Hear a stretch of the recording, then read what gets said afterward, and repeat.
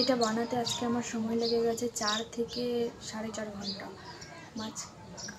এটা আমি ফার্স্ট দেখেছিলাম মিস দত্ত মানে অনুমিতা দি ওনাকে, তার আগে দেখিনি তেমনটা নয়, দেখেছিলাম, কিন্তু অনুমিতা দি দেখে আমি ভালোভাবে নোটিশ করেছিলাম ব্যাপারটা, ওটা দেখার মতো ভালো করেই দেখেছিলাম।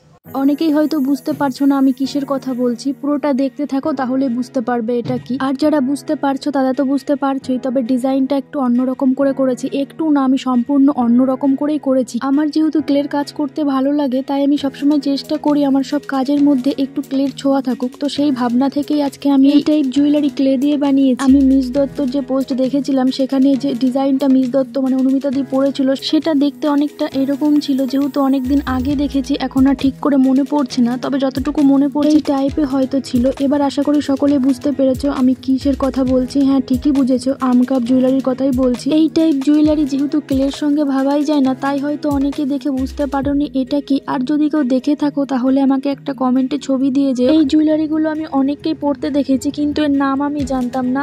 6 মাস আগে আমি এর নামটা জেনেছি, অনেক সার্চ করে তারপর আমি এর নামটা জানতে পেরেছি।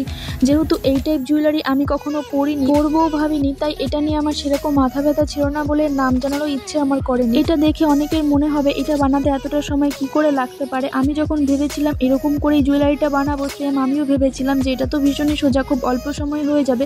আমার সময় লেগেছে এই ক্লেগুলো সেট করতে, কিছুতেই এই ক্লেগুলো আমি সেট করতে পারছিলাম না। অনেক চেষ্টার পর আমি ফাইনালি ক্লেটা সেট করেছি। তো তোমাদের কেমন লাগলো সেটা অবশ্যই জানিও। আর আমার এই ল্যাভেন্ডার ডিজাইন জুয়েলারিটা যদি অনেকের ভালোবাসা পায় তাহলে আমি ক্লে দিয়ে আরও কিছু আমকাপ জুয়েলারি বানিয়ে তোমাদেরকে দেখাবো। তো চলো আজকের মতন টাটা।